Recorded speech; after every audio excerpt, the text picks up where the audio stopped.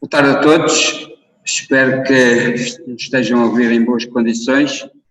Cumprimento as pessoas aqui presentes no Palácio Pimenta, cumprimento as pessoas que estão em casa e começo por saudar os nossos anfitriões, na pessoa do Dr. Paulo Fernandes, que é, portanto, o coordenador do Museu de Lisboa, também na pessoa da doutora Joana Sousa Monteiro, diretora dos Museus de Lisboa, que já aqui esteve comigo também, e da doutora Margarida Almeida Bastos, que deu um enorme contributo também para esta exposição e que nos tem acompanhado nestas sessões.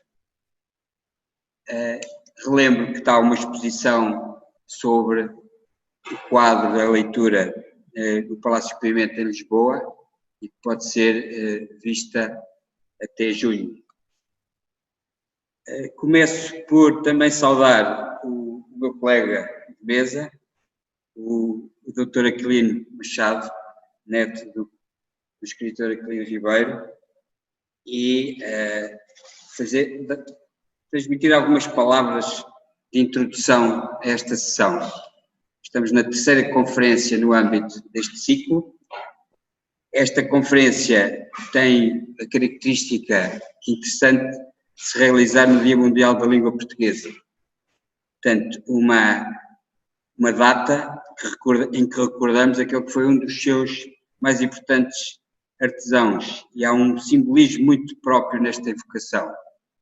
Estamos em presença de uma obra de arte, uma pintura, que celebra a leitura, o que nos transporta não apenas para a escrita, os escritores e a língua, recordar que neste quadro há pelo menos 5 escritores, e também para a questão da língua, como também para o papel dos ouvintes, que somos todos nós, portanto, os leitores também.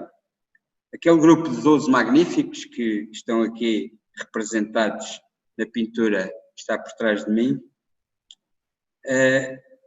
nesse grupo inclui-se todo o tipo de pessoas com intervenção significativa na sociedade das mais diversas áreas, começando por Abel Manta, pintor, mas muitos outros passavam também pelo número 61 da Rua Garrete, em Lisboa, e portanto estamos também a celebrar Lisboa.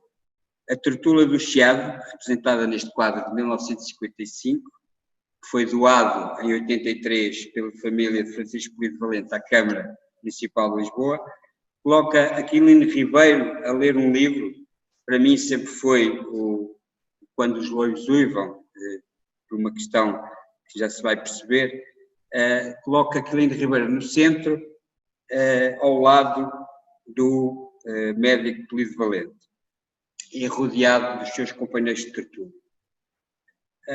E falei nos Loiros Uivam porque, de facto, um dos textos mais conhecidos sobre Polido Valente, escrito por Aquilino Ribeiro, é o prefácio desse livro de Quando os Loiros Uivam. E nesse livro, nesse prefácio, fica evidente toda a admiração que ele tinha por Polido Valente e a amizade que os ligava. E esse texto pode ser lido, partes, certos desse texto, podem ser lidos na ótima e belíssima brochura que foi publicada no âmbito desta exposição. E portanto, pode ser visitada, como já disse, até ao mês de junho, no Palácio Pimenta, onde nos encontramos. Queria ainda referir alguns aspectos relacionados com a relação entre Polido Valente e Aquilino Ribeiro.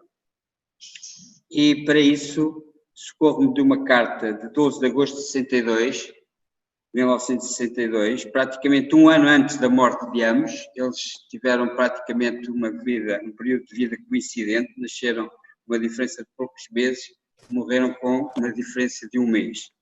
Francisco Polido Valente dirigiu uma carta ao seu amigo, bem ilustrativa do sentimento de confiança no progresso e no destino da humanidade que os unia.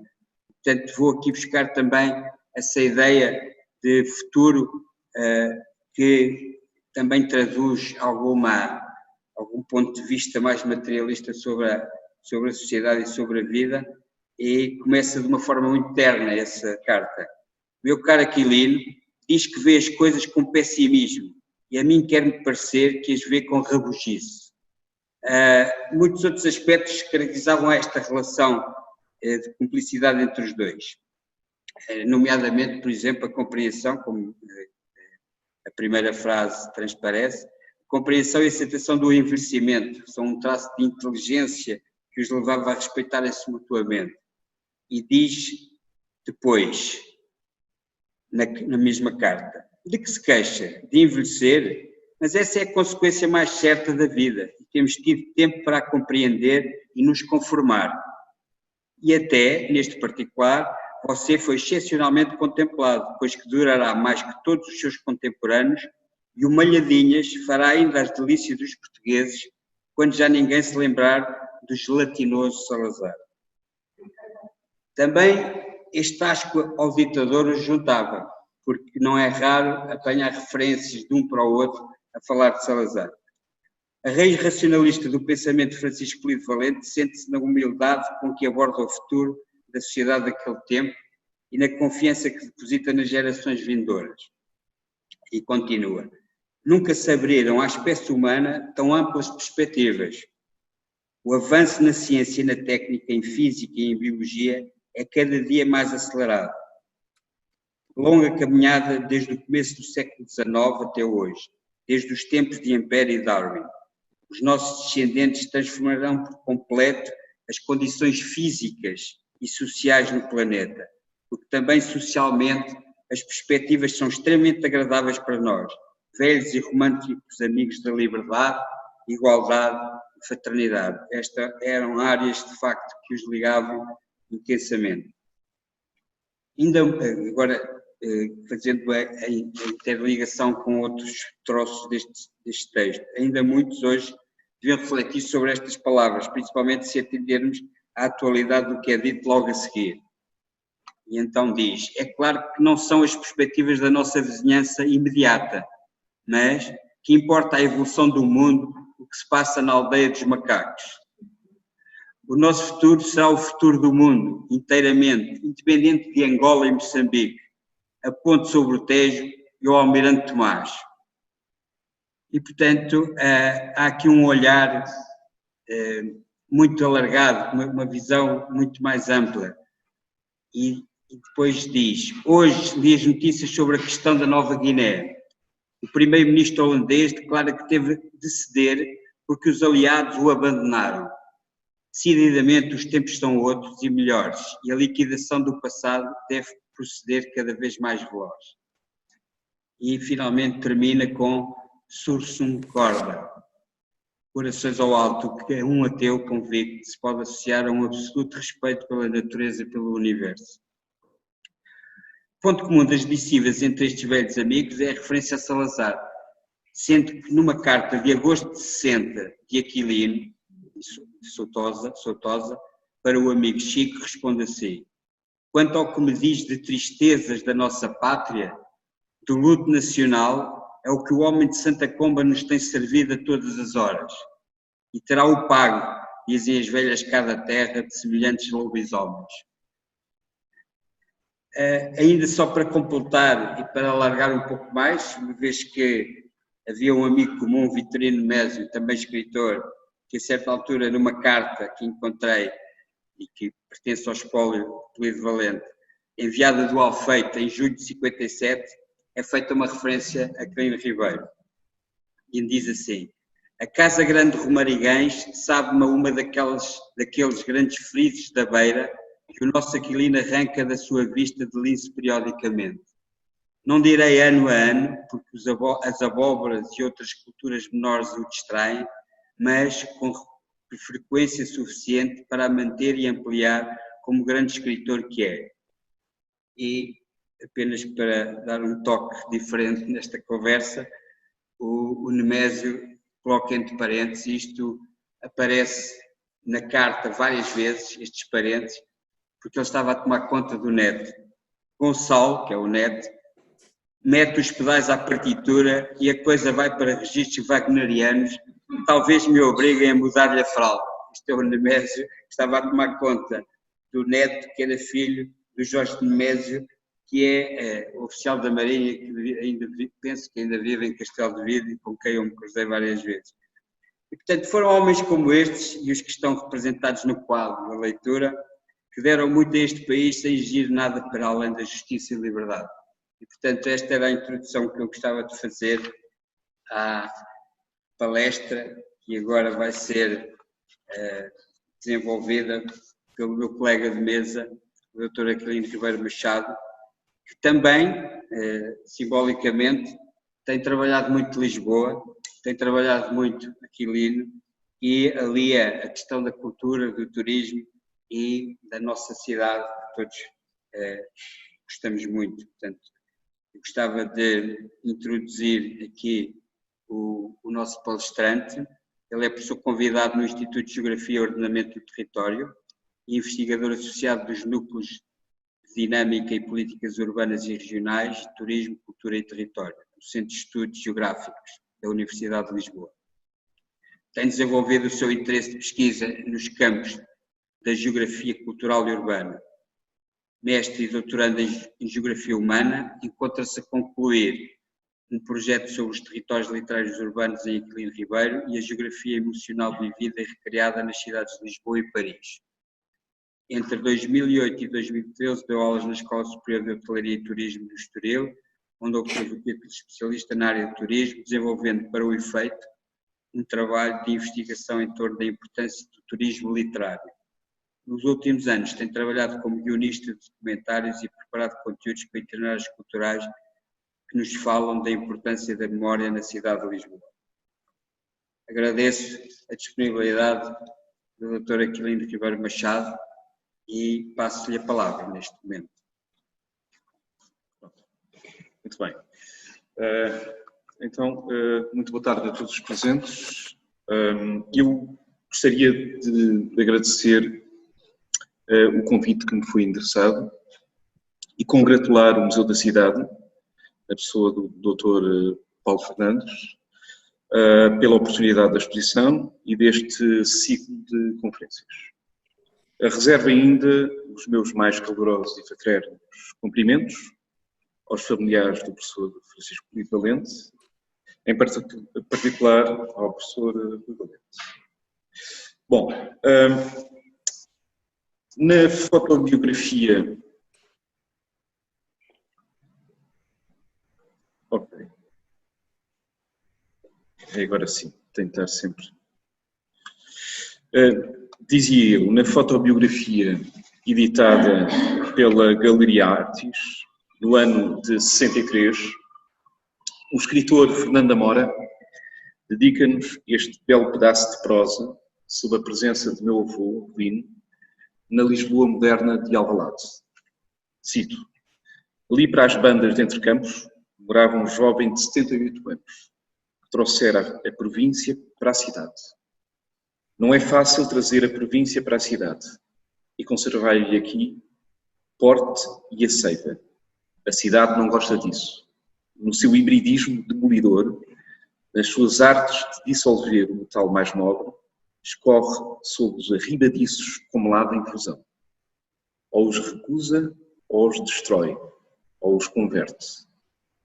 Coisa fácil não é, pois cada um emigrar com o berço às costas quer dizer trazendo soldadas ao corpo as suas raízes e plantá-las num chão que pede outras cepas e outros amanhos. Este testemunho de Namora revela-se muito acutilante porque nos interroga sobre um ditame que parece transcorrer a vida da Aquilino, já que residindo grande parte da sua existência na cidade de Lisboa, teve sempre a aldeia como centro vital da visão do seu mundo, usando uma expressão de Alfredo Margarito. É certo que a cidade, no seu averbamento mais amplo, deu-lhe a visão cosmopolita e adensou-lhe boa parte da sua formação cultural. Por certo, os exílios parisienses terão contribuído para lhe moldar a sua eminente raiz voltariana, anatoliana, racionalista e libertária, mas seria nas coordenadas da cidade de Lisboa que a sua ferve literária se derramaria por dezenas de livros. Existem, no meu entender, distintos tempos e distintas geografias em Lisboa, na vida da Aquilino Ribeiro. Assim, optei por vos apresentar 4 sincronias da diaconia vivencial da Aquilino Ribeiro na cidade de Lisboa, que a partir de certo momento será acompanhado pelo lastro fraterno e amigo de Francisco de Valente. Ora, situemo-nos na primeira sincronia e retrocedamos, agora cito o meu avô, nos limbos do passado, até onde a minha memória é como uma lanterna de um mineiro perdido no fundo de uma galeria. Como escreveu o meu avô no prefácio de 5 Reis de Gente.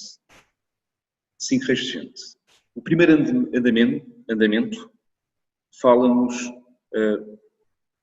de Aquilino e da Lisboa insurgente, anterior à proclamação da Primeira República Portuguesa. Nesta Lisboa, torna-se revolucionário por natureza e ação e desperta para um admirável mundo vivendo intensamente, sem medo de passar por utopista, de construir nas nuvens, de arquitetar repúblicas imaginárias. O roteiro da sua transformação começa em outubro de 1902, quando deixa a sua aldeia serrana. Os seus pais destinam-no à carreira eclesiástica, pois dessa forma escapava a um destino marcado pela dureza do solo sáfaro e condenado a dar frutos. Ingressa no seminário de Beja, inquieta-se, desilude-se e em dado momento confessa no seu livro de memórias: "Que ando aqui a fazer?" Surgia no meu espírito ao acordar altas horas da noite. Expulso do seminário, ruma a Lisboa, onde começará a sua faceta de citadino, cidadão adotivo da cidade republicana, onde paulatinamente se movimentará tão à vontade como um lisboeta de raiz, com todos os sentidos e espírito abertos para as peculiaridades dos comportamentos humanos gerados nas aglomerações urbanas. Aquilino Ribeiro chega, então, a Lisboa em outubro de 1904. O esforço de aculturação começa por não correr bem, num confronto com uma imagética urbana demasiado e intensamente agreste para quem tinha como cartografia sentimental um cenário campestre marcado pela aspereza da paisagem granítica. Desanimado, não consegue arranjar sustento, de nada valendo o seu latim latão. Referirá no seu livro de memórias: "Quanto a mim, via-me num cairel, como um náufrago que acaba de varar numa riba a pique. Não conhecia ninguém, carecia de ofício. Tal desconfiança, este quase desamparo de náufrago, será transposta para o romance Lápidas Partidas, onde Libório Barradas, que aparenta ser um espelho do próprio escritor, nos revela um misto inquietante, desproteção e deslumbramento com os encantos misteriosos de Lisboa." E agora cito Aquilino em Lápidas Partidas: "Toda esta paisagem humana, de par, que me enchia de estranheza e de turbação, dava-me, ao mesmo tempo, orgulho por me ver ali, encontrar-me a pisar as pedras, tantas vezes falada nos livrinhos que o mestre-escola nos metia a caceta na cachimónia. Logo após a vibração espiritual do primeiro contacto, entraram os sentidos a exercer-se. A que me cheirava Lisboa? Não era o odor das capitais do distrito, meio de mortinhos, meio de cadáver embalsamado, menos que do poço de Cortumes, tampouco o das aldeias à roda de São Francisco.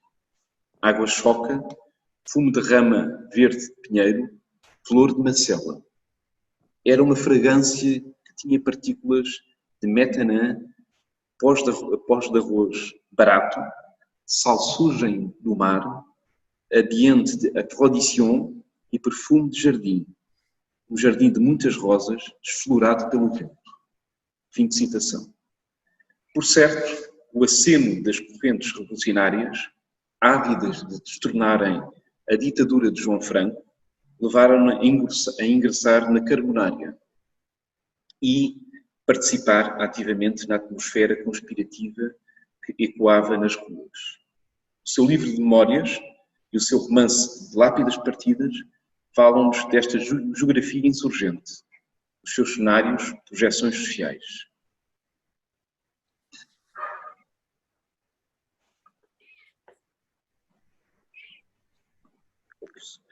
Os lugares da plebe urbana lisboeta e da pequena burguesia amanuense são, deste modo, a geografia central de Aquilino Ribeiro, onde surgem os traços da sua deriva residencial.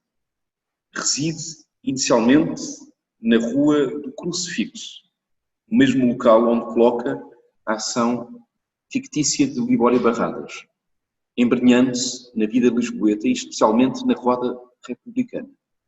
Neste romance encontramos esboçado o princípio desta trama insurgente. Os comensais da Rua do Crucifixo acabaram todos anticatólicos, antigovernamentais, antiburgueses. Obedeciam ao signo dos tempos. Quando o vírus se fazia acompanhar de certa galhardia moral, surgia mesmo o revoltado. O escrutínio residencial de Aquilino sublinha a progressiva intensidade que ressoava no clima revolucionário, quase como um padrão de recrudescimento que o levaria primeiro à prisão, depois a fugir da caça e finalmente no seu primeiro exílio na capital francesa em junho de 1908. Antes, o jovem revolucionário iniciará uma teia conspirativa com o chamado episódio da Rua do Carrião, como manufator de bombas. O livro de memórias remete-nos para o cenário encenado no seu quarto, onde uma oficina bombista foi preparada pelo jovem Aquilino e mais 2 elementos da Carbonária, um professor de Química, de nome Gonçalves Rocha, e Belmonte de Lemos. O rastilho da luta contra a ditadura franquista estava aceso, levando-o a enfatizar que sem pólvora não se ganhavam batalhas.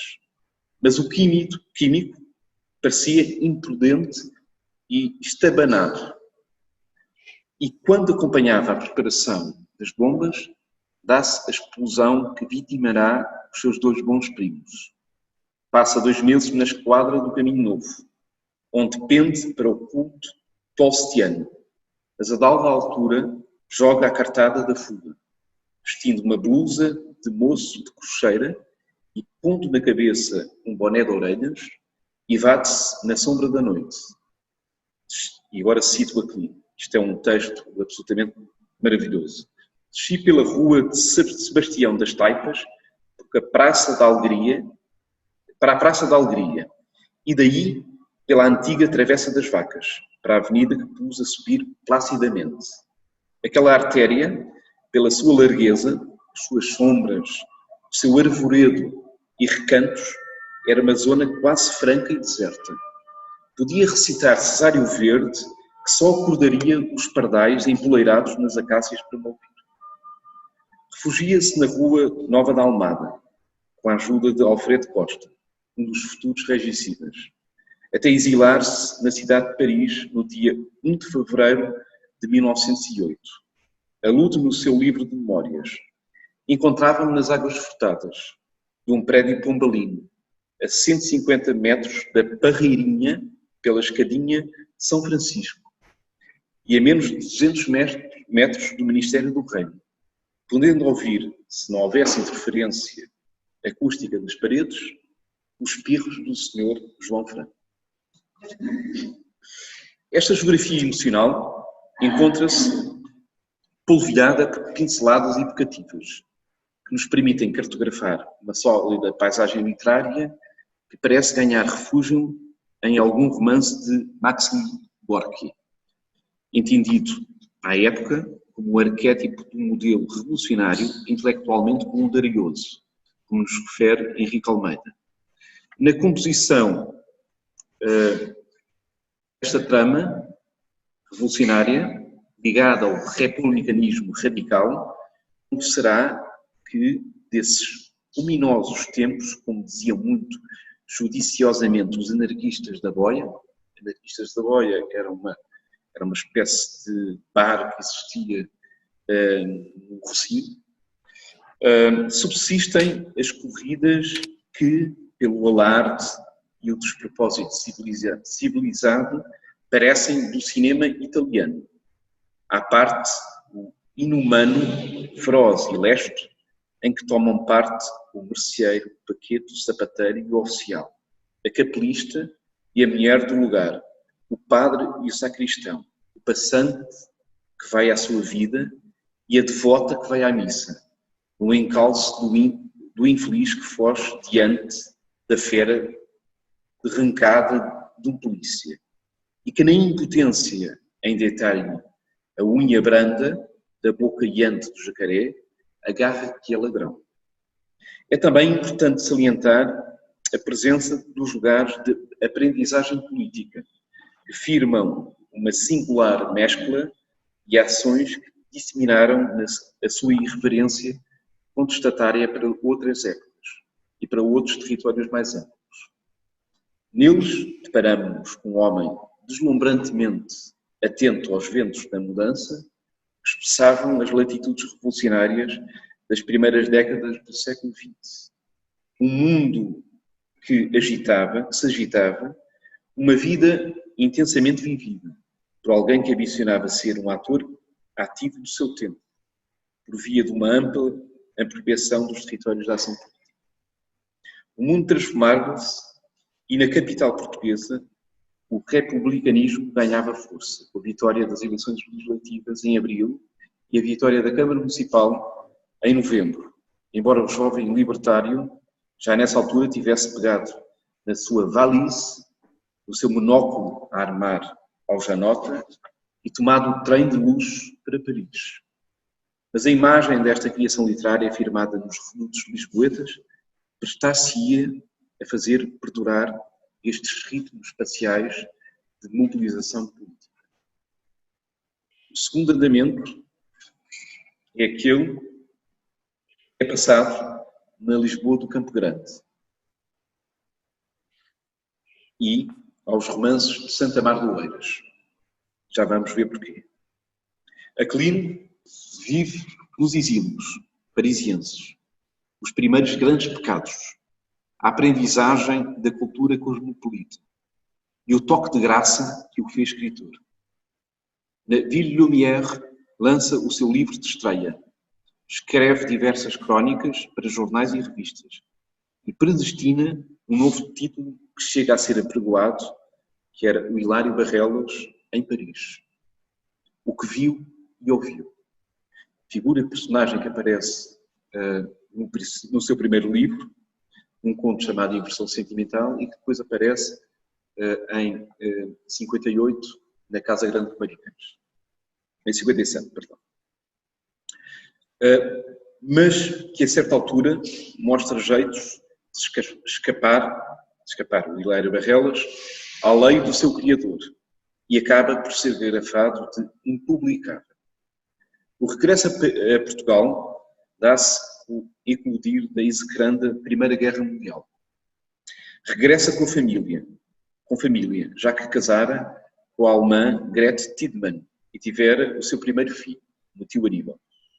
Passam os tempos na sua choupana caiada da Beira e inflete para a cidade de Lisboa, no início de 1915, quando é colocado como professor provisório da secção de letras do Liceu Camões, como professor de História, vejam lá, de Geografia e Francês.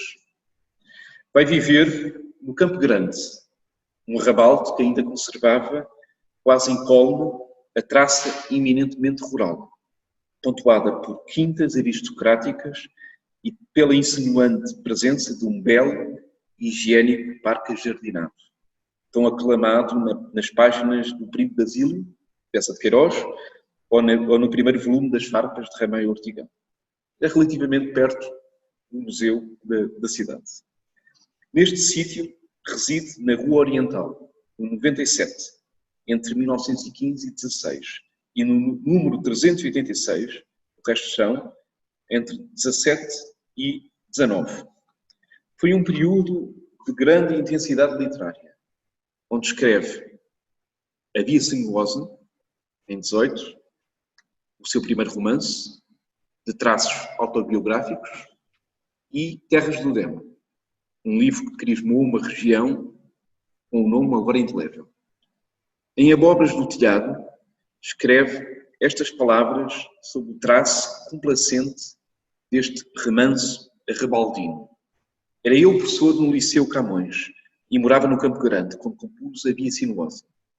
À parte do primeiro capítulo, representando como que os caboclos do edifício, me deu um certo trabalho e fundi e refundi até encontrar o tom que convinha à harmonia do alçado. Compus este romance quase em estado de graça. Acontecia a tuti negra que ao tempo havia destas aves nos arvoredos do jardim público e nas traseiras da casa se continuavam por terras de quinta e granjeio surpreender-me à banca nua chilreada matutina.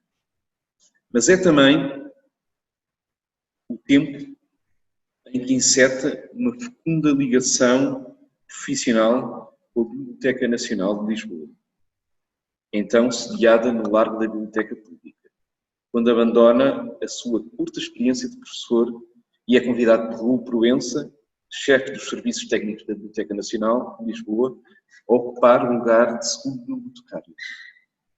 E em conjunto com alguns intelectuais da Biblioteca Nacional, fará parte do grupo que lança a Seara Nova, a revista de doutrina crítica que emerge no contexto da República pós-sidonista. Esta relação biografista com a cidade encontra-se muito presente na novela Domingo de Lázaro, em que se encontra inserta na última edição da Estrada de Santiago, de 56, onde vem ocupar o lugar de Malhadinhas, conforme transparece no seu incipit. Malhadinhas ganha asas e torna-se, a partir daí, autónomo numa edição. Bom, ele diz então, no início, no enquadramento desta novela: vamos residir no Arrabalde, a casa, construção semi-pretenciosa, primeiro quartel do século XIX, janelas de arco redondo, sacada no primeiro andar, a todo correr, mansardas e uma porta de sege no ângulo. Disfarça a sua vetustez relativa com o róseo fresco das paredes e o verde lagarta das grades repintadas. Mais à frente, irá também pela rua fora, onde passam os carros amarelo dovo, tilitantes da Carris. Erguem-se altas e esbeltas palmeiras, que me sugerem a ideia de colossais flabelos, sob a luz doirada do meio-dia. À nossa esquerda, a igreja quase rural dos Santos Reis, que ainda existe. Ergue a sua torre quadrangular, encimada bem como vértice do tímpano de cruzes de ferro. Mas também a contraditória ambiência da Grande Guerra se encontra presente nesta novela e o seu indissimulável antibelicismo. O seu de novo. Em 1919, concretiza residência em Santa Mar do Oeiras. Nela começa, então, a assentar os seus fundamentos num aedo de vocação continental, parafraseando David Mourão Ferreira, com 3 volumes da década seguinte. Filhas da Babilónia, as estradas de Santiago, não as de 56, mas aquelas ainda que apresentam Malhadinhas em 22, e Andam Faunos pelo Bosques, em 26. Neles, intercala algumas publicações, como aquela que integra o número 8 da Revista Contemporânea, em 23, e que reproduz passagens de inversão sentimental. O conto incorporado em Jardim das Tormentas, tão fiel a certas tinturas de cosmopolitismo. Mas a sua encarniçada resistência contra a ditadura militar levar-lhe-ia a participar na revolta militar de 7 de fevereiro e a exilar-se novamente, ao regresso clandestino, a participar na revolta do Regimento do Pinhel, a ser preso e a uma fuga aventurosa e, finalmente, a um novo exílio em França e a regressar a Portugal em 32. No meio desta tumultuosa vivência, e agora já estamos no terceiro andamento, casa em segundas núpcias, em junho de 22, com Jerónima Dantas Machado, a minha avó, filha de Bernardino Machado, que se encontrava igualmente exilada em Paris. Impelidos por um tropismo comum à maioria dos imigrados políticos, logo os meses seguintes procuraram instalar-se mais próximo da terra de origem. Vivem nas cercanias de Baiona,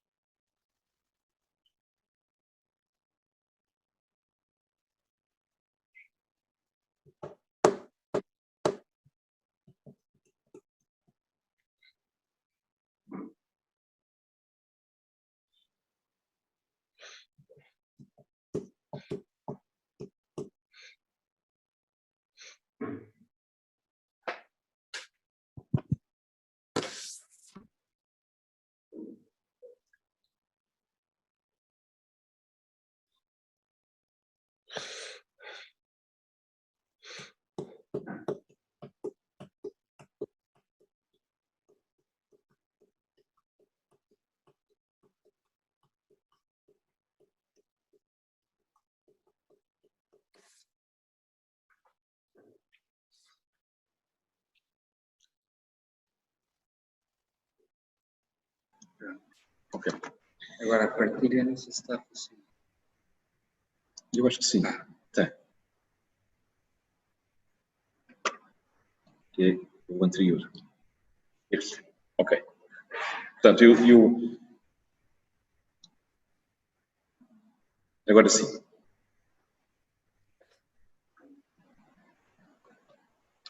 Então, eu dizia que em 32 o meu avô entra clandestinamente em Portugal. Vive uns tempos na Beira e instala-se finalmente nos arrabaldes de Lisboa, quando foi finalmente amnistiado.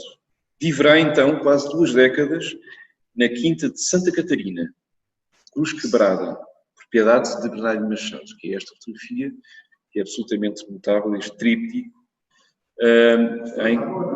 sim, exatamente, em que se vê de uma forma muito clara aquilo que ainda persiste, que é a Ribeira do Jamor. Bom, este arrabalde de Lisboa, meio adormecido, num isolamento quase campestre, de uma quintarola onde o renque denso de miósporos delimitava a propriedade, junto ao paredão, por detrás do qual corria um fio veludoso o Jamor, onde nós vemos aqui de uma forma muito expressiva. Esta imagem que nós vemos aqui, neste tríptico, era precisamente a quinta que pertencia na altura ao Bernardino Machado. Ainda existem algumas ruínas. Isto tinha um edifício apalaçado, não era aqui que o meu avô vivia com a família, mas numa pequena quinta, numa pequena casa anexa que se encontrava precisamente nesta quinta. Esta quinta desaparece a partir do momento em que é construída a marginal. Bom, dizia o meu pai que com uma regularidade quase pendular, o meu avô Aquilino ia todos os dias da semana apanhar o comboio para Lisboa, às 4 da tarde. Atravessava a ponte do caminho de ferro, que se vê aqui, e trocavam adeus. Esta aqui é uma fotografia do meu avô, do meu pai, tirada precisamente nesta quinta, e trocavam então adeus, como se da despedida para uma grande viagem se tratasse, tornando-se num ritual familiar que todos cumpriam sem quebra. Nas viagens de comboio, tinha o hábito de tomar notas, quando se deparava com uma, e agora cito o meu avô, que é uma frase muito, muito engraçada, quando se deparava com uma figura, um figurante, um figurão. É um período de grande intensidade literária, uma dedicação exclusiva à escrita. Já que o sustento modesto que oferira como funcionário da Biblioteca Nacional tinha sido retirado após a revolta de 7 de fevereiro. Publica Maria Benigna, um dos meus livros preferidos. O primeiro dos seus 4 romances urbanos, onde introduz novas técnicas de semântica estrutural, pois trata-se de uma narrativa por 2 tipologias discursivas, a epístola e o diário, distribuídas por 4 narradores. Cito António Manuel Ferreira, um dos grandes estudiosos da Aquilino Ribeiro. Na verdade, esta descida à urbs já tinha sido aventada em 26, no prefácio de Andam Faunos pelos Bosques, onde o escritor deixara revelado o desejo de não ficar criticamente adstrito à restrição de um escritor regionalista. E dizia ele: vou descer à urbs, repondo a pena que a crítica suficiente classificou de regionalista. Demónica e Arcanjo Negro, os outros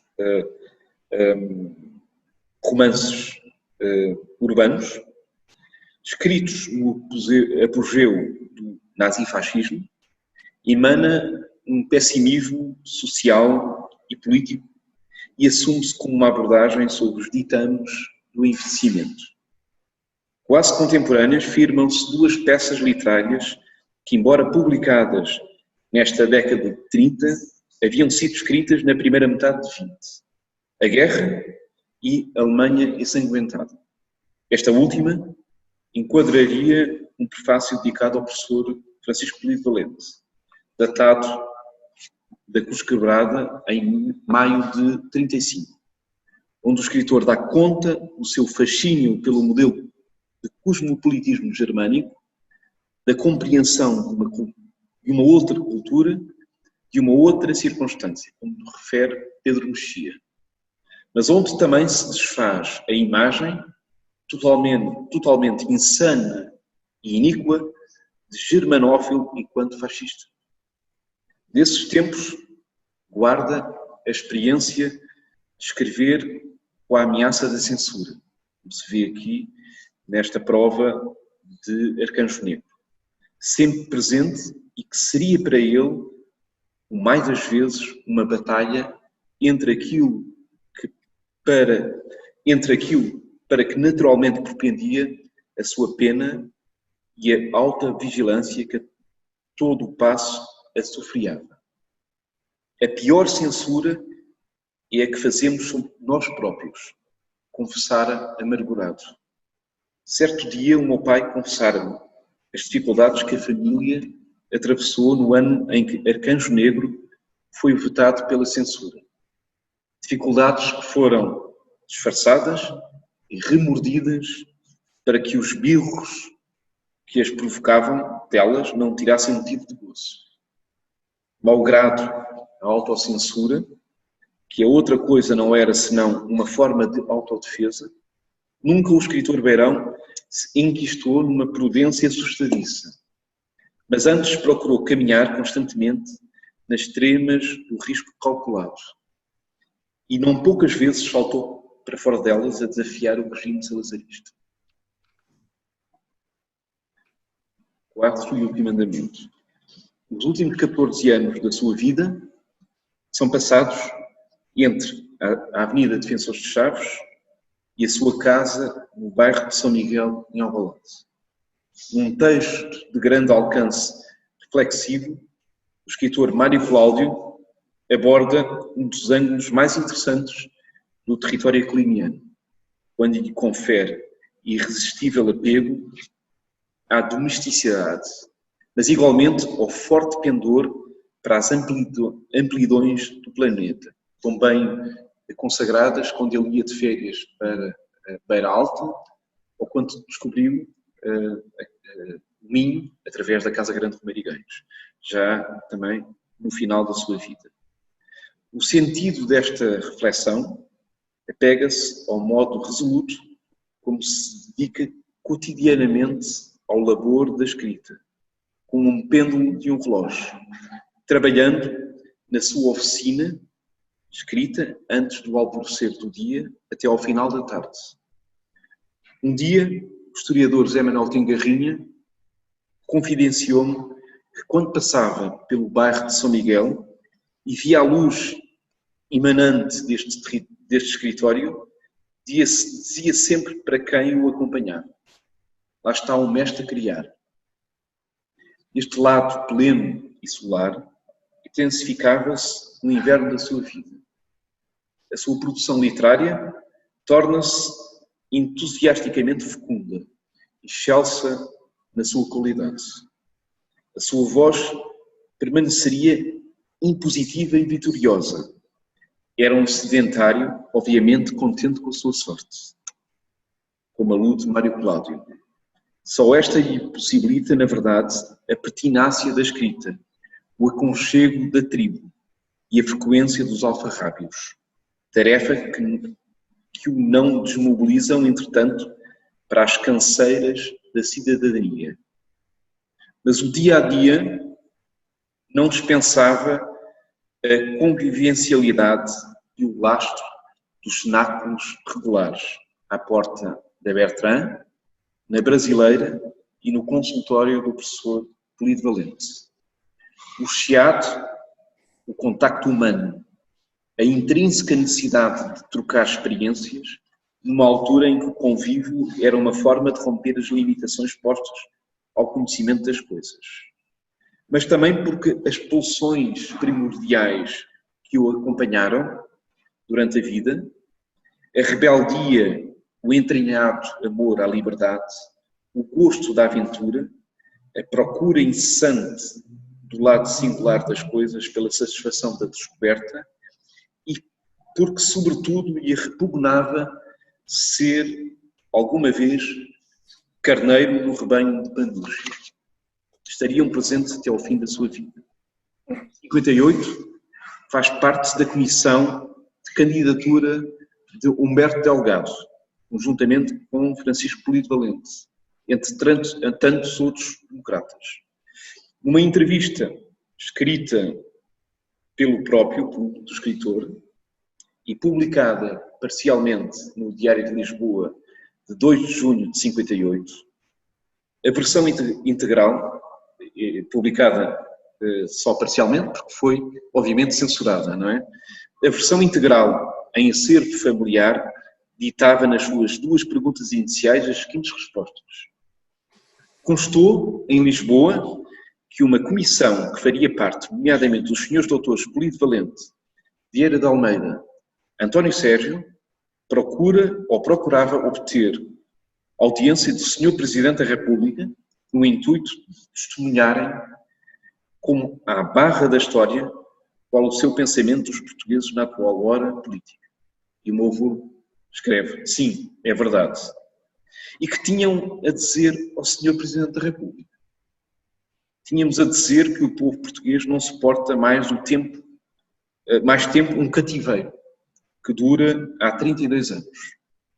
Isto é de uma valentia e de uma coragem. Para a hora atual ser verdadeiramente dramática, só falta que seja levado a desesperar da sua condição. Tão longa minoridade, não só degradante para o caráter, como depressiva fisicamente, acaba por afetar mesmo aqueles que em aparência são indiferentes a que vigorem ou se encontrem coactas as chamadas liberdades públicas.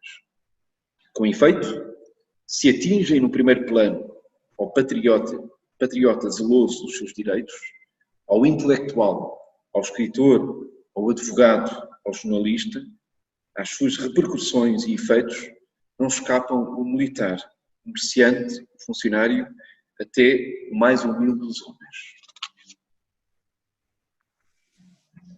Mal refeito dos tragos causados pela candidatura de Humberto Delgado, a edição de Quando os Loibos Uivam caiu com estrondo nas vidraças do regime salazarista. Na altura, era quase unanimemente reconhecido como figura cimeira da nossa literatura. Membro da Academia de Ciências, primeiro presidente da Sociedade Portuguesa de Escritores, classificado pelo próprio Salazar como grande escritor. Saudado e festejado numa viagem recente ao Brasil, como lídimo representante das letras democráticas e independentes no país. Estava bem ciente que desafiava as injustiças e violências do regime então vigente.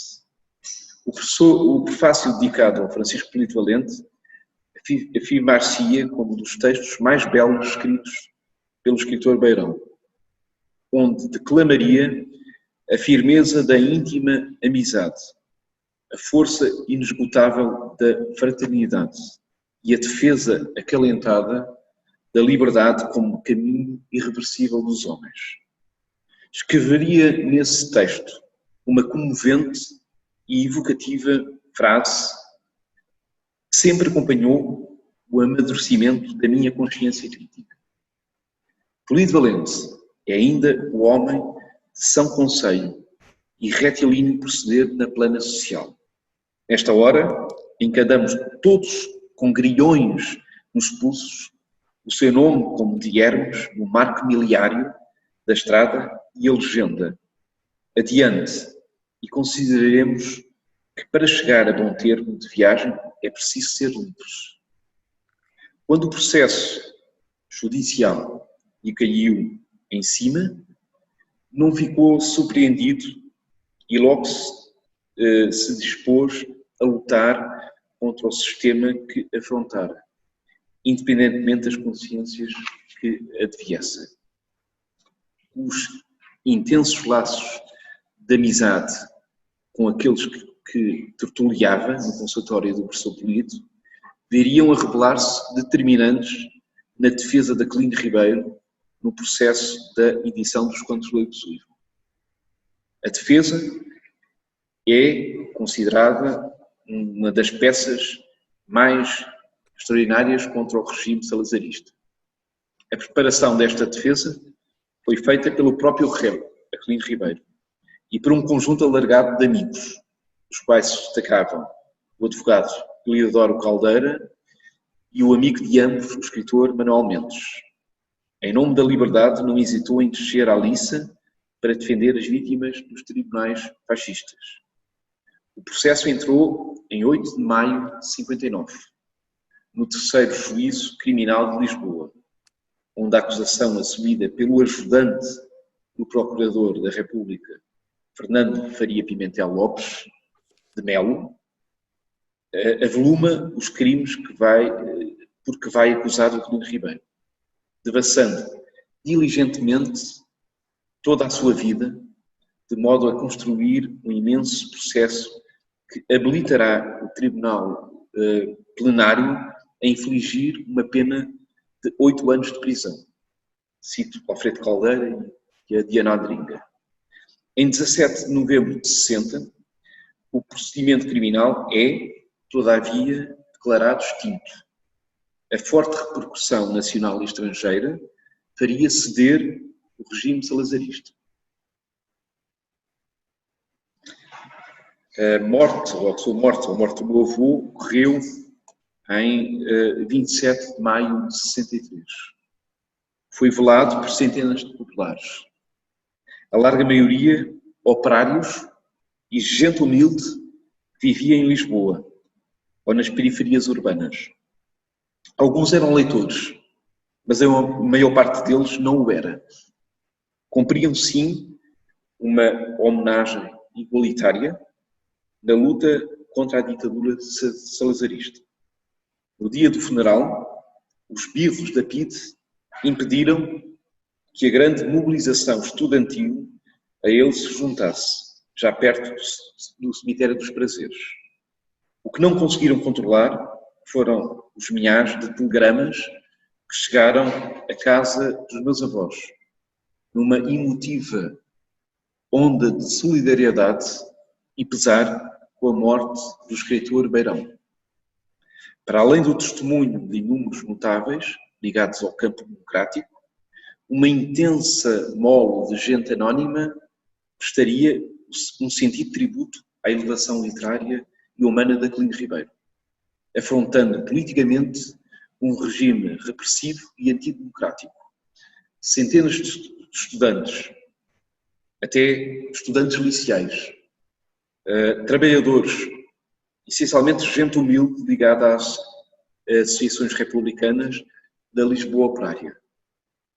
Namora escreveu que este obreiro da escrita continuou a produzir até ao último dia, como se a penetrasse um ardente e fecundo verão. E o verão não era esta preguiçenta Lisboa, era a beira.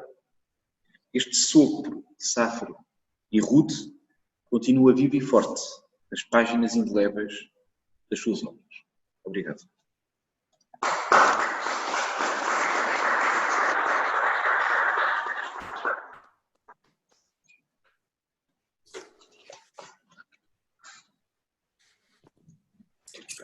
Obrigado, Dr. Aquilino Machado.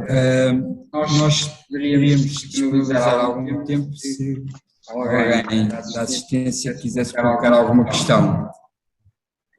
Portanto, estamos abertos quer aqui os presentes, quer eventualmente estão à distância, colocando questões no bate-papo. Se for essa a vossa intenção, estamos abertos. Peço desculpa por algumas interrupções na transmissão. Penso que conseguiram assistir integralmente à preleção, à apresentação do meu companheiro aqui na mesa. Alguém dos presentes quer colocar alguma questão? Aproveitar a presença aqui do neto do mestre Aquilino. Ok.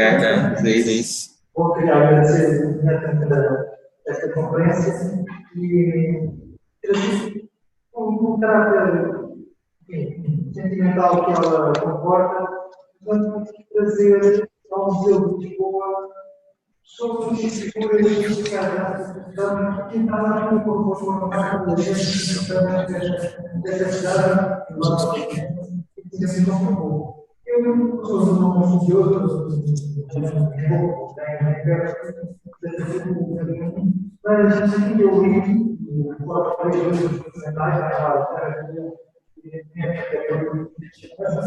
as várias das pessoas que passam extraordinária, porque o céu foi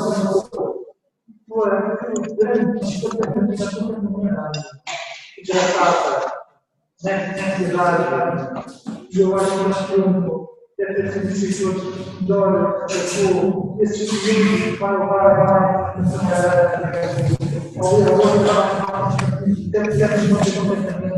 pessoas trabalhar, trabalhar, não é estar a produção e vamos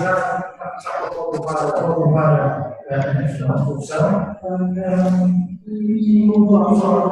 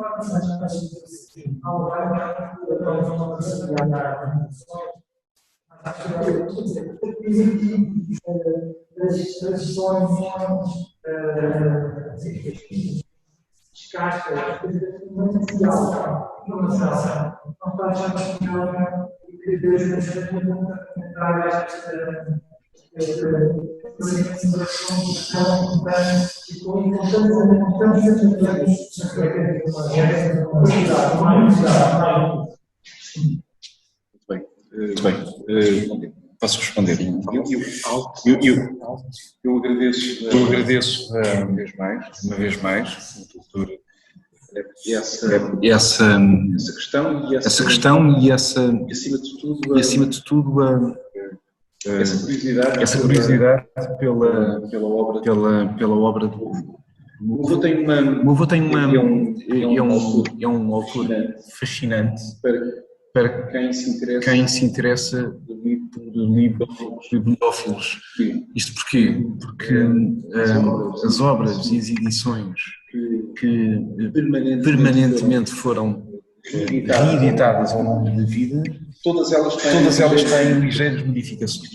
Isto é, eu aliás tinha dado o exemplo da Estrada de Santiago. A Estrada de Santiago é editada em 1922, depois sofre algumas edições, reedições, para, na sua última edição, em 56, ser retirado Malhadinhas, que ganha autonomia e corpo, maior densidade, e ser integrado esta belíssima novela, que é uma peça deslumbrante sobre a geografia do Campo Grande, sobre a tentativa de compreender a geografia, os laços sociais que existiam nos arrabaldes de Lisboa. Este lado é um lado já muito deslumbrante no sentido de se perceber um pouco sobre a obra literária do Novo.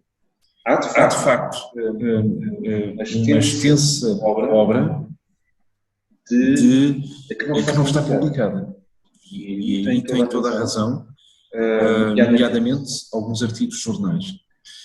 Aliás, há uma curiosidade. Aliás, fez agora recentemente 100 anos que o jornal Diário de Lisboa teve a sua primeira edição.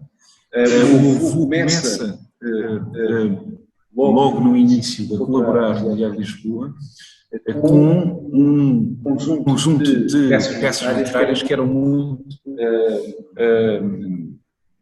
que tinham grande sucesso na altura, que eram as peças em folhetins. Essas peças começam a ser editadas e depois são, digamos, recalcadas e melhoradas do ponto de vista da sua interpretação literária, e um ano depois são publicadas num livro. Portanto, isso era uma coisa muito frequente em Economia.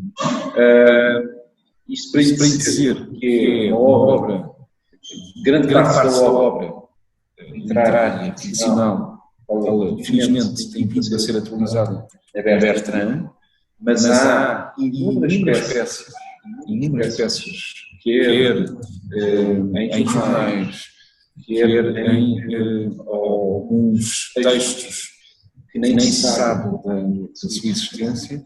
Há um folhetim que foi editado logo no período da monarquia constitucional, que não se sabe rastro nenhum. A Filha do Jardineiro, que é uma das peças, eu diria, mais próprias e própria, que eu nunca ouvi, e tinha um fascínio por ver esse folhetim. Mas é realmente um escritor enormemente para os bibliófilos, precisamente por essa renovação constante, a ser humilde e que está sempre permanente nas suas obras, e enriquece realmente bastante o seu interesse, não só do ponto de vista literário, mas também como, digamos, adoradores das peças livreiras que existem nas suas obras. Já agora uma coisa, alguma vez escreveu sobre o seu lado? Não, isto é,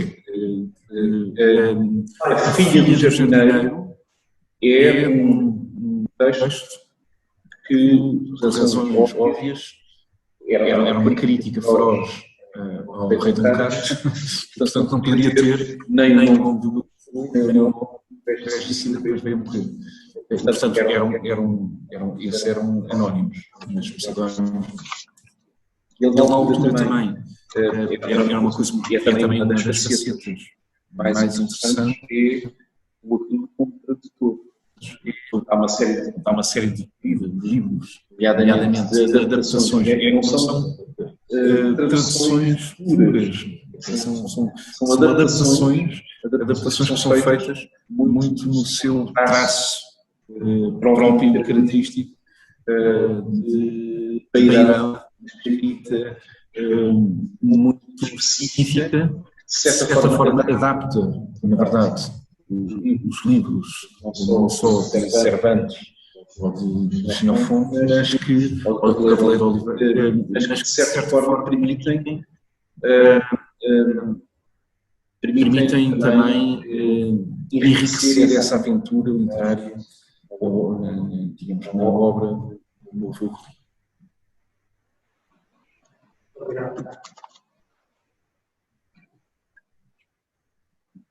Obrigado, Dr. Pedro Machado.